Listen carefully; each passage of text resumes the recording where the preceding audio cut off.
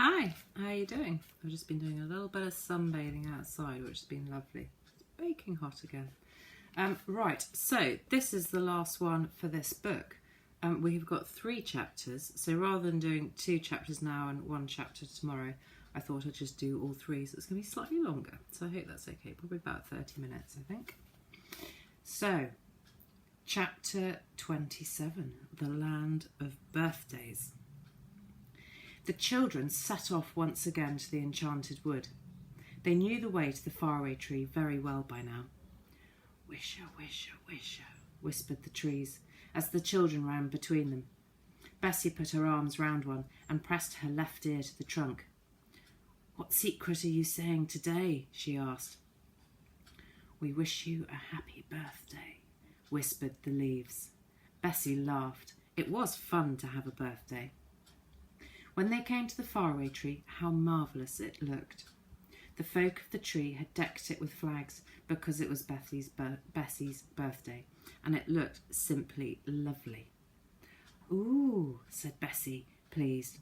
"I do feel happy. The only thing I wish is that I had proper party clothes on, not my old ones." But that couldn't be helped. They were just about to begin to climb the tree when Dame Washalot's big washing basket came bumping down on the end of Moonface's rope for the children to get into. "Good," said Joe. "Get in, girls." They all got in and went up the tree at a tremendous rate. "Moonface must have someone helping him to pull," said Joe, astonished. He had. Mr. Whiskers was there, with what's-his-name, and the old saucepan man, and they were all pulling like anything. No wonder that basket shot up the tree. "Many happy returns of the day," said everyone, kissing Bessie. "Oh, good, you're not in your best clothes," said Moonface. "We wondered if you would make it a fancy dress party, Bessie." "Oh, I'd love to," said Bessie, "but we haven't got any fancy dresses." "We can easily get those in the birthday land," said Silky, clapping her hands for joy. "Good, good, good.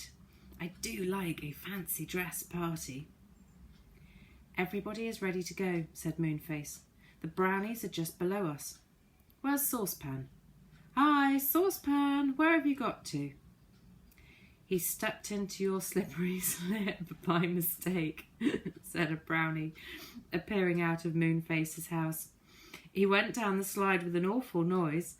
I expect he's at the bottom by now." "Good gracious, just like silly old Saucepan," said Moonface.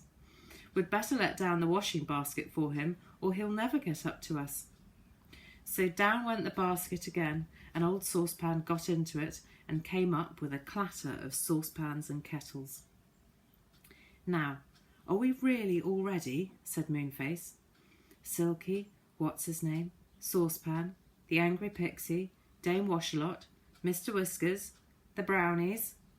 "Gracious, what a lovely lot of people are coming," said Bessie, seeing all the brownies and tree folk on the branches below. "Is that Mother Washalot? What a nice old woman." Dame Washalot was fat and beaming.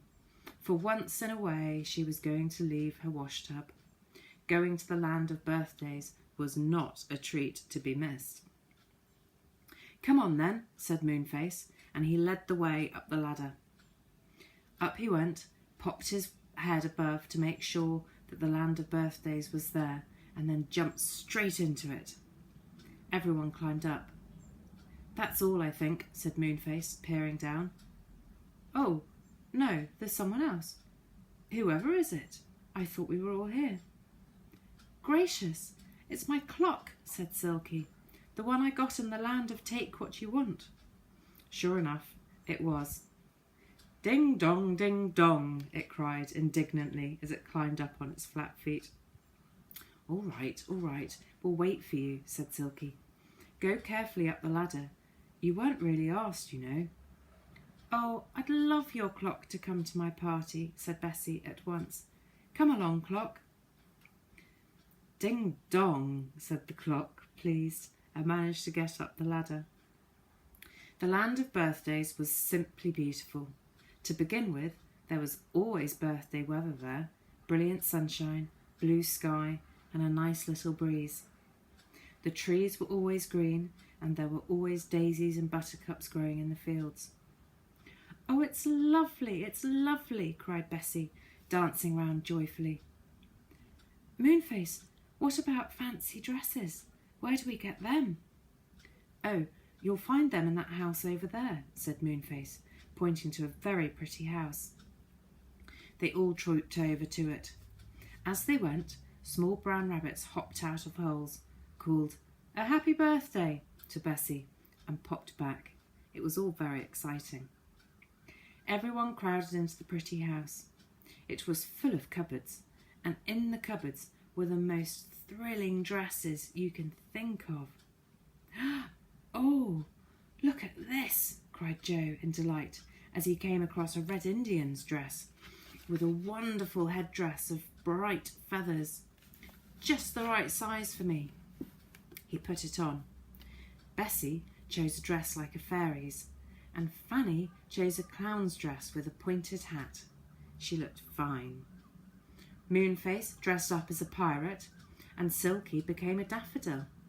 What's-his-name was a policeman, and as for the old saucepan man, he simply could not find a fancy dress to fit him because he was so bumpy with kettles and saucepans. Everyone else dressed up, and, dear me, they did look fine. Bessie had wings with her dress, but she was so disappointed because she couldn't fly with them. How she would have loved to spread them and fly as the real fairies did.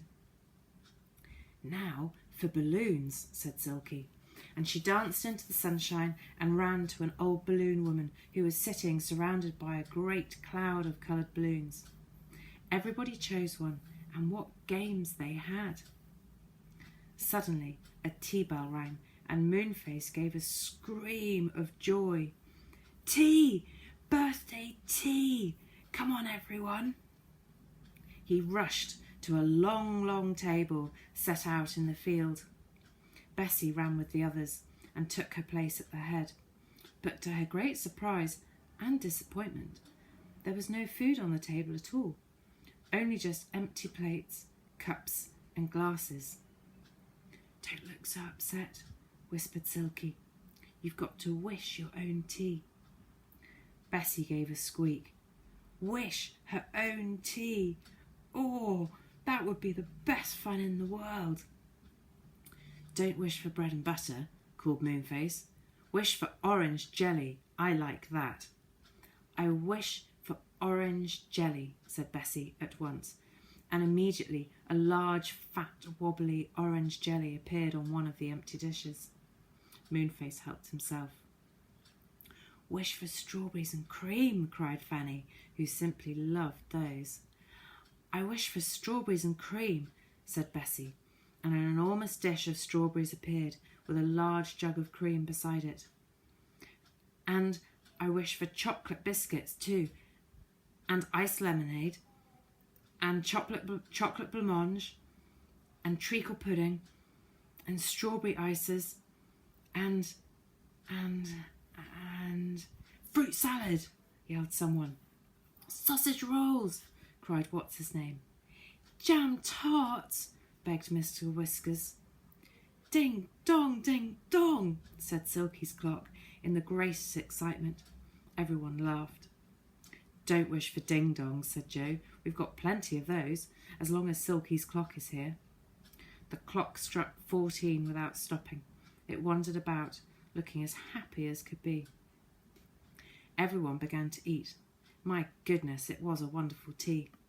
The strawberries and cream and the ices went almost at once, for Mr. Whiskers and 50 brownies liked those very much. So Bessie had to wish for some more. "What about my birthday cake?" she asked Silky. "Do I wish for that too?" "No, it comes," said Silky. "It will appear right in the middle of the table. You just watch." Bessie watched. There was a wonderful silver dish in the middle of the table. Something seemed to be forming there. A curious sort of mist hung over it. "The birthday cake is coming," shouted Joe, and everyone watched the silver dish. Gradually, a great cake shaped itself there. Oh, a wonderful cake with red, pink, white and yellow icing. All round the side were flowers made of sweets. On the top were 8 candles burning, for Bessie was 8 that day. Her name was written in big sugar letters on the top. Bessie, a very happy birthday. Bessie felt very proud. She had to cut the cake, of course. It was quite a difficult job, for there were so many people to cut it for. "This is a wishing cake," said Moonface, when everyone had a piece on their plate. "So wish, wish, wish when you eat it, and your wish will come true." The children stared at him in delight. What should they wish? Fanny was just holding her cake in her hand, thinking of a wish, when the old saucepan man upset everything. Whatever do you think he did? I really want some cake now. I don't have any. It's disappointing. Right, chapter 28, The Little Lost Island. Oh, this isn't going to go well, is it? "Wouldn't you like to wish?" said Moonface, who, turning to the old saucepan man, who was just about to bite his cake. "Fish?" said the saucepan man in delight. "Yes, I'd love to fish. I wish we were all fishing for fine fat fishes in the middle of the sea." Well, what a wish to make, just as he was eating a wishing cake. Of course, Saucepan didn't know it was a wishing cake, for he hadn't heard Moonface properly. Anyway, the wish immediately came true. A wind blew down and lifted up the whole crowd of guests at the table. Sitting on their chairs, clinging tightly, they flew through the air for miles. Whatever was happening? Down flew the chairs in the big wind. A shower of salt spray drenched everyone. Joe gasped and looked down. Bump! He and everyone else landed on soft sand, rolled off their chairs, and sat up, blinking in surprise. The long-bearded brownies looked frightened. Moonface kept opening and shutting his mouth, like a fish. He was so astonished. Joe was cross, and so was the angry pixie. "Now what's happened?" said Dame Washalot in a most annoyed voice. "Why have we come here?" "Look at all those fishing rods," said Silky, pointing to a whole row of rods standing in the sand with their lines in the water. "Waiting for us," groaned Moonface. "Silly old Saucepan didn't hear what I said about wishing. He thought I said fishing, and he wished us all here, fishing in the sea." "Goodness," said Bessie, alarmed. "Where are we then?" "I think we're on the little lost island," said Silky, looking round. "It's a funny little place, always floating about and getting lost, but there's always good fishing to be had from it." "Fishing?" said Joe in disgust. "Who wants to go fishing in the middle of a birthday party? Let's get back at once." "Ding dong," said Silky's clock, walking about at the edge of the sea and getting its feet wet in the waves. "Come back, clock," called Silky. "You know you can't swim." The clock came back and wiped its wet feet on the grass that grew around. Bessie thought it was a remarkably sensible clock, and she wished she had one like it. "I say, you know, we really must do something about getting back to the land of birthdays," said Joe, getting up and looking round the little island. "What can we do? Is there a boat here?" There was nothing except the fishing rods. Nobody took up even one of those, for they didn't feel in the least like fishing. The little lost island was just a hilly stretch of green grass, and nothing else whatever. "I really don't know what to do," said Moonface, frowning. "Do you, Mr. Whiskers?" Mr. Whiskers was dressed up like Santa Claus and looked very fine indeed with his long beard. He rubbed his nose thoughtfully and shook his head. "The difficulty is," he said, "that none of us has any magic with him, because we're all in fancy dress, and our other clothes are in the land of birthdays. So the spells and magic we keep in our pockets are not here." "Well, we shan't starve," said What's-his-name. "We can always fish." "Fancy eating fish, and nothing but fish always," said Joe, making a face. "When I think of all those lovely things that Bessie wished for, and nobody to eat them now, really I could cry." Fanny had something in her hand, and she looked down to see what it was. It was a piece of the birthday cake. Oh, good. She could eat that at any rate. She lifted the delicious cake to her mouth and took a nibble. "What are you eating?" asked Moonface, bending over to see it. "A bit of the birthday cake," said Fanny, cramming all of it into her mouth. "Don't eat it! Don't swallow it!" yelled Moonface, suddenly dancing round Fanny as if he had gone mad. "Stop! Don't swallow!" Fanny stared at him in astonishment. So did everyone else. "What's gone wrong with Moonface?" asked Silky anxiously. Fanny stood still, with her mouth full of birthday cake, looking with amazement at Moonface. "What's the matter?" she asked, with her mouth full. "You've got a bit of the wishing cake in your mouth, Fanny," shouted Moonface, hopping first on one leg and then on the other. "Wish, you silly girl, wish!" "What shall I wish?" said Fanny. "Wish us back in the land of birthdays, of course," yelled everyone in excitement. "Oh," said Fanny, "I didn't think of that. I wish we were all back in the land of birthdays eating our tea." Darkness fell round everyone very suddenly. No wind came this time. Moonface put out his hand and took Silky's. What was happening? Then daylight came back again, and everyone gave a shout of surprise and delight. They were back in the land of birthdays. Yes, there was the table in front of them, and more chairs to sit down on, and the same delicious food as before. "Oh, good, good, good," shouted everyone, and sat down at once. They beamed at one another, very thankful to be back from the little lost island. "What a queer little adventure," said Joe, helping himself to a large piece of wishing cake. "Please be careful what you wish, everybody. We don't want any more adventures like that in the middle of the party." "I wish that my wings could fly," said Bessie as she munched her cake. And at once her silver wings spread themselves out, and she rose into the air like a big butterfly, flying beautifully. Oh, it was the loveliest feeling in the world. Look at me," she cried, and everyone looked. Fanny called out to her, "Don't fly too far, Bessie. Don't fly too far." Bessie soon flew down to the table again, her cheeks red with excitement and joy. This was the loveliest birthday party she had ever had. Everybody wished their wishes, except the old saucepan man, who had already wasted his.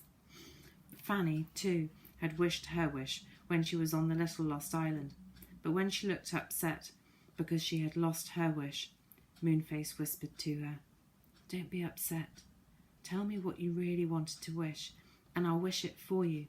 I don't want to wish for myself." "Oh, Moonface, you are kind," said Fanny. "Well, if you could really mean it, I did want a doll that could walk and talk." "Easy," said Moonface at once. "I wish that Fanny had a doll that walks and talks." And at that very moment, Silky cried out in wonder and pointed behind her. Everyone looked.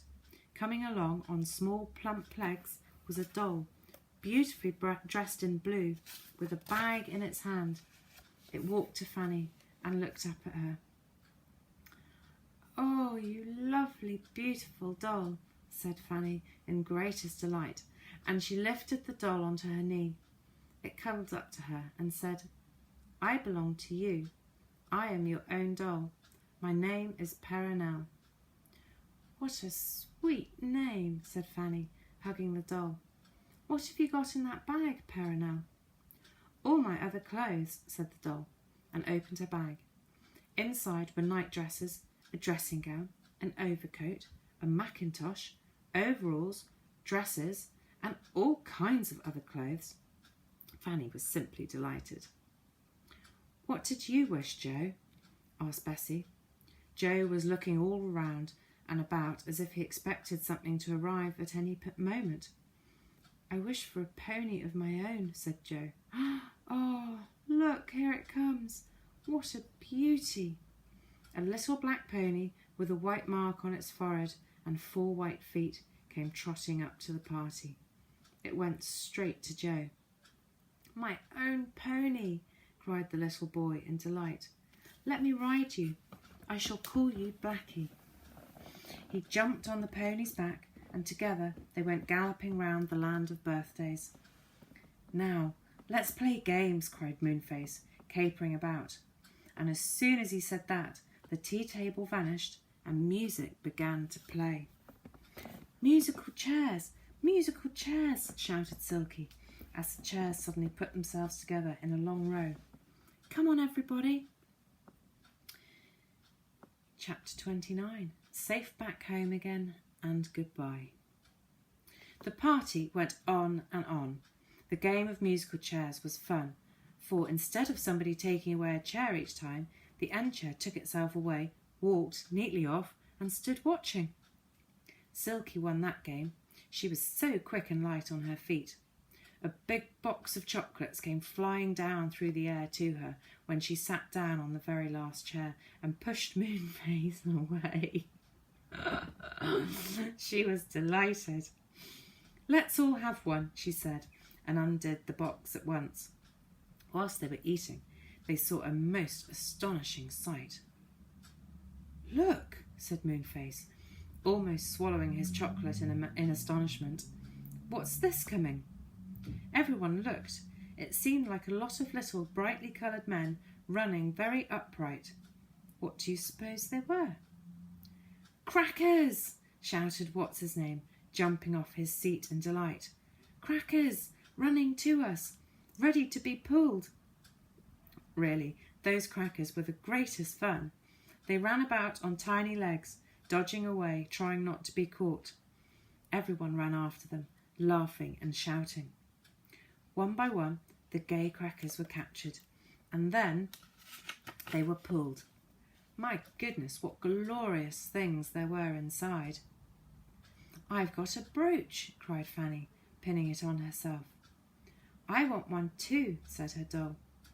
"Well, you must catch a cracker then, Paranel," said Fanny, and how she laughed to see her doll running about after a red cracker. Paranel caught one at last and brought it back to Fanny. Inside there was a teddy bear brooch, which Paranel was simply delighted with. Joe found a silver whistle in his cracker. It whistled like a blackbird. Joe was very proud of it.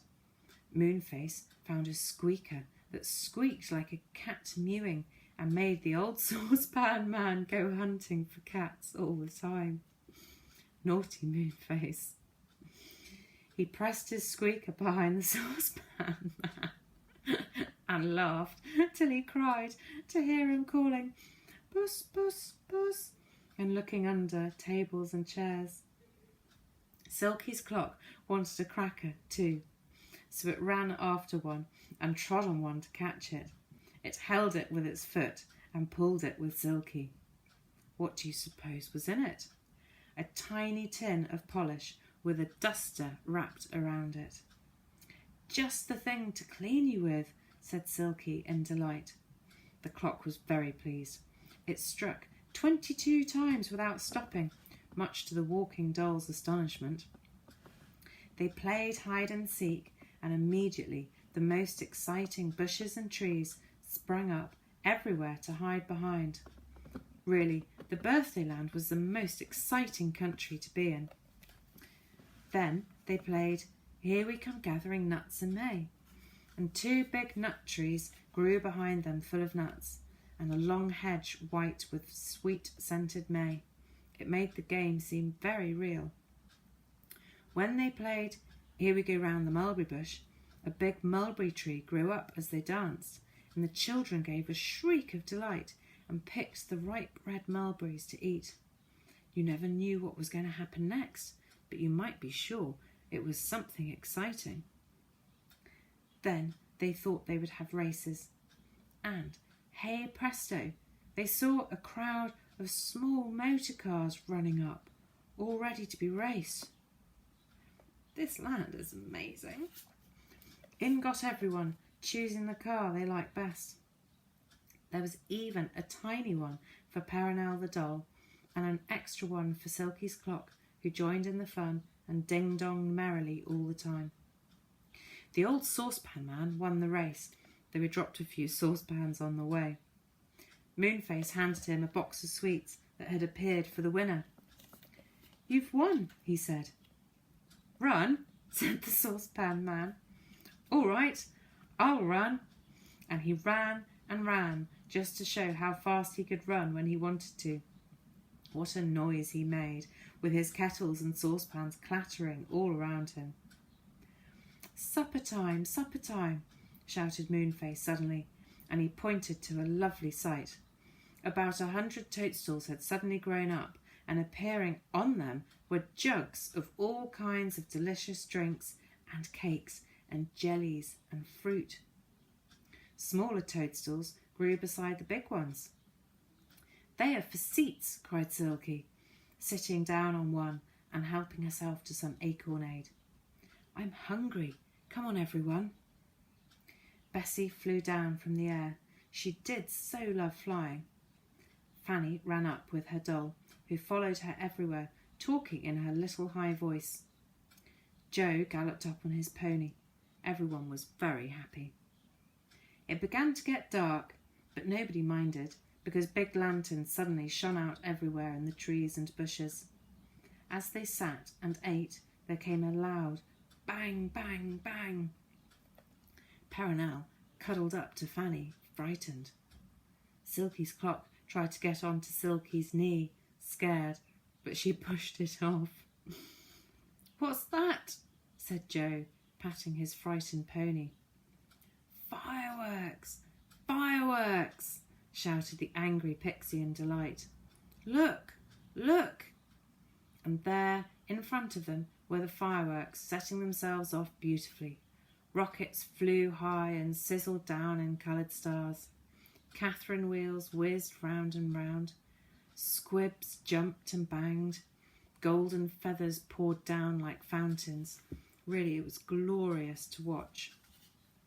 "This is the loveliest birthday party I've ever heard of," said Bessie happily, flapping her big wings as she sat and watched the fireworks. "Lovely things to eat, wishes that come true, most exciting games, glorious crackers, and now fireworks." "We have to go home at midnight," said Moonface, pushing away Silky's clock, which was trying to sit on his toadstool with him. "How shall we know when it's midnight?" asked Fanny, thinking that really it was quite time her doll went to bed. They knew all right, because when midnight came, Silky's clock stood up straight and struck loudly 12 times. Dong, dong, dong, dong, dong, dong, dong, dong, dong, dong, dong, dong. "To the ladder! To the ladder!" cried Moonface, hurrying everyone there. "The birthday land will soon be on the move." The ladder was there. Everyone climbed down it and called goodbye. The brownies took cushions and slid off down the slippery slip. Mr. Whiskers got his beard caught round the legs of Moonface's sofa and nearly took that with him down the slide. Moonface just stopped it in time and unwound his beard. "What about my pony?" asked Joe anxiously. "Do you suppose he will mind sliding down, Moonface?" "Well, he can't climb down the tree, and he certainly wouldn't like going down in the washing basket," said Moonface. So they sat the surprised pony on a cushion, and he slid down in the greatest astonishment, wondering what in the world was happening to him.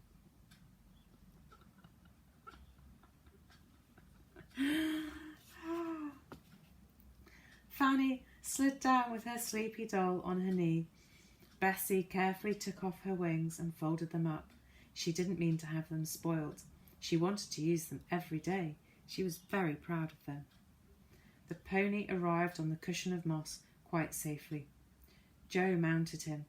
It was dark in the wood, but the moon was just rising, and they would be able to see their way home quite well. "Goodbye," called Moonface from the top of the tree. "We've had a lovely time." "Goodbye," called Silky. "Ding dong," said her clock sleepily.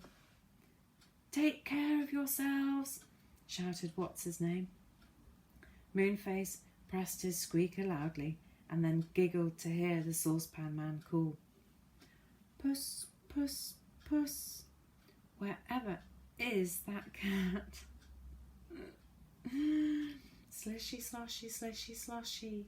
Good gracious, was Dame Washalot doing washing already? Joe dodged away on his ponies, and the girls ran from the tree. Mr. Whiskers got the water all over him, for he was standing nearby, and he was most disgusted. "Come on, girls," said Joe, laughing. "We really must go home. We shall never wake up in the morning." So they went home once more through the enchanted wood, with the moon shining pale and cold between the trees. "Wisher, wisher, wisher," whispered the leaves. Joe put his pony into the field outside the cottage.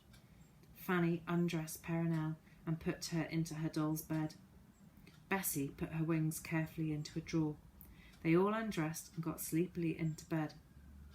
"Good night," they said. "What a lovely day it's been. We are lucky to live near the enchanted wood." They were, weren't they? Perhaps they will have more adventures one day, but now we must say goodbye to them and leave them fast asleep, dreaming of the land of birthdays and all the lovely things that happened there. And that is the end of the Enchanted Wood. I hope you've enjoyed it. I have already picked another book for tomorrow, so you'll have to wait and see. It'll be a nice surprise. But if you do have any book requests of something you would like to have read to you, then let me know. I will caveat it. You're limited as to whether I have it on my bookshelf, but I do have a lot of my children's books still, so there is a high chance that I might have it.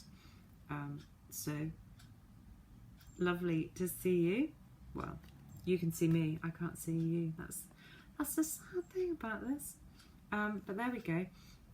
So enjoy the rest of your day, or if you're listening to this at night, then sleep well, and I will see you tomorrow.